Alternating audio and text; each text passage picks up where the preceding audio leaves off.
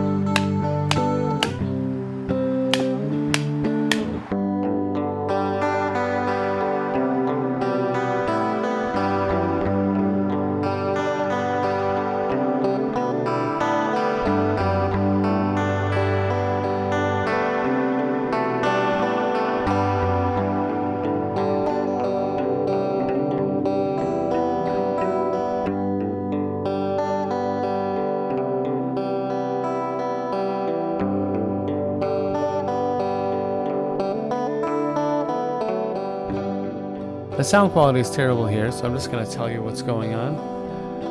This is the entranceway to our backyard, and one of the main problems we have here is the apple tree tends to droop when there's apples growing. It covers up the entrance where you have to duck to get through.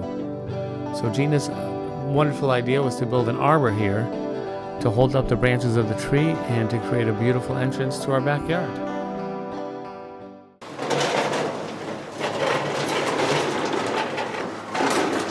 Now, because this entrance is the only entrance to our backyard, I don't want to restrict the width in case we have to move anything big in and out. So we're going to make it a nice and wide arbor. Another reason for moving our grill is, as you can see, this arborvitae got a little singed. So we've got a whole new plan about where that grill is going to go. Stay tuned for that. But this arbor I'm building is going to kind of straddle these arborvitaes. It's going to be nice and wide. Let's get started.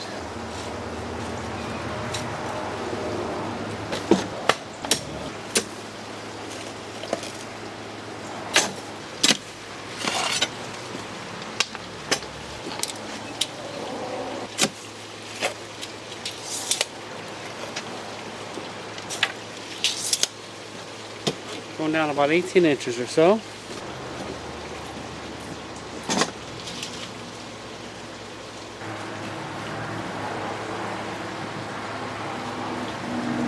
Okay, so we have our first two holes here. Now also, for the other side of the arbor, we're going to make it, not only is it wide from left to right, but it's going to be deep front to back. So we're going to put the next post somewhere here in the herb garden. I have to dig out some plants for that.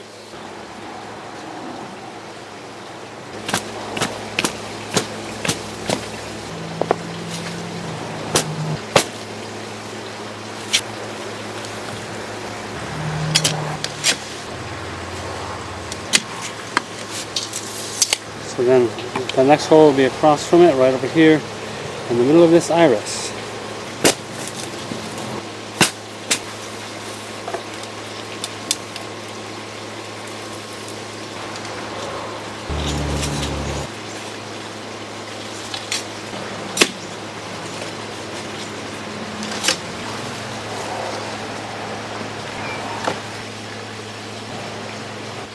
As you can see, I'm just using 2x4s instead of 4x4s. That's mostly a cost-saving tool. Won't be holding much weight at all, so it doesn't need to be very beefy. So that'll be plenty.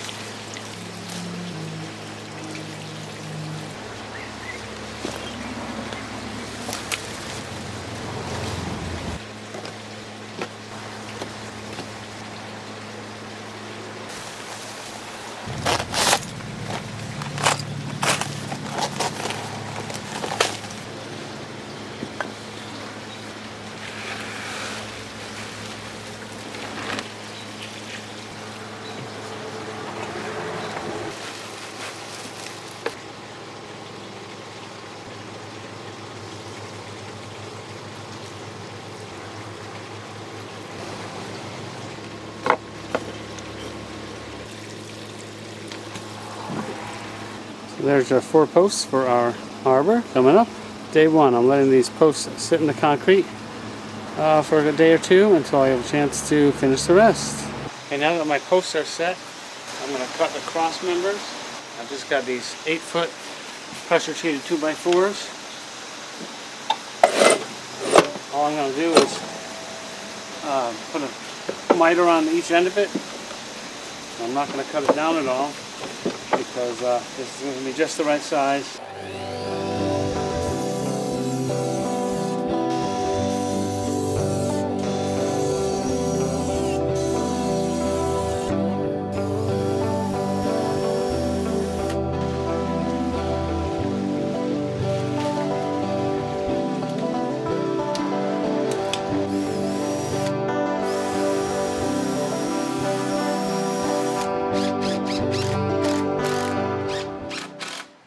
My last 2x4s, I'm going to just cut these right in half and use these to go across those cross members.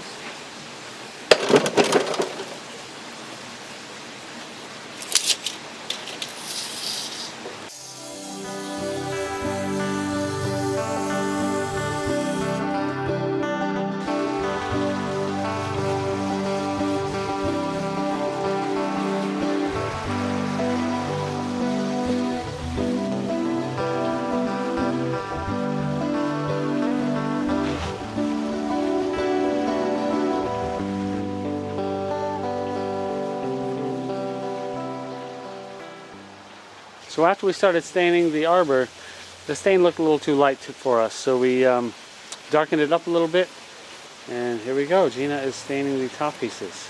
If you want a little grain to show through, it's always best to wipe it, put a little stain on a rag and follow it with a dry rag, and you'll get that grain showing through, and you'll probably get a better effect in color when it goes on too dark or goes on too thick or what have you. It just makes a big difference.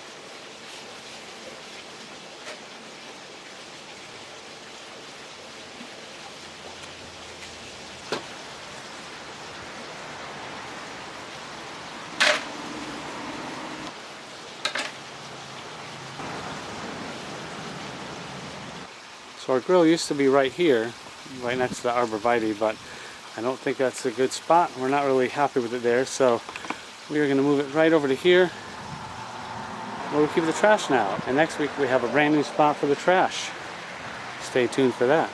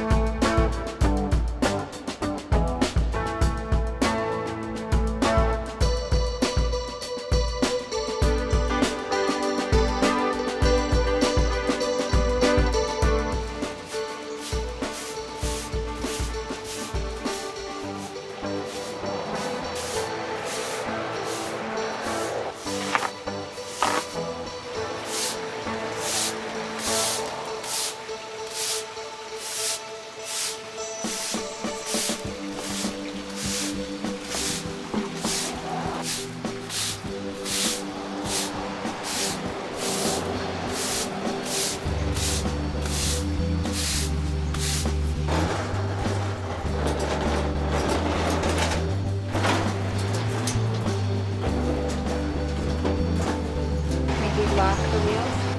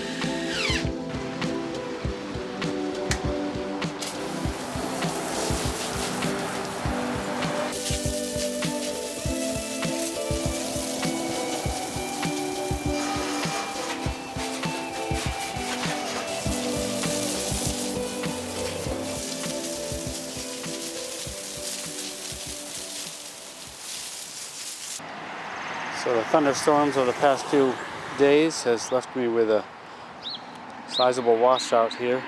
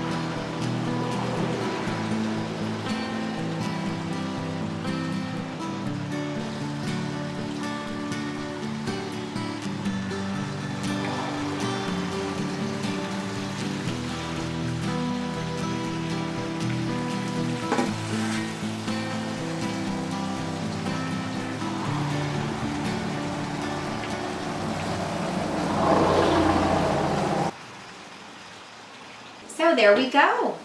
It turned out beautiful. Came out very nice. Solved that problem, I think.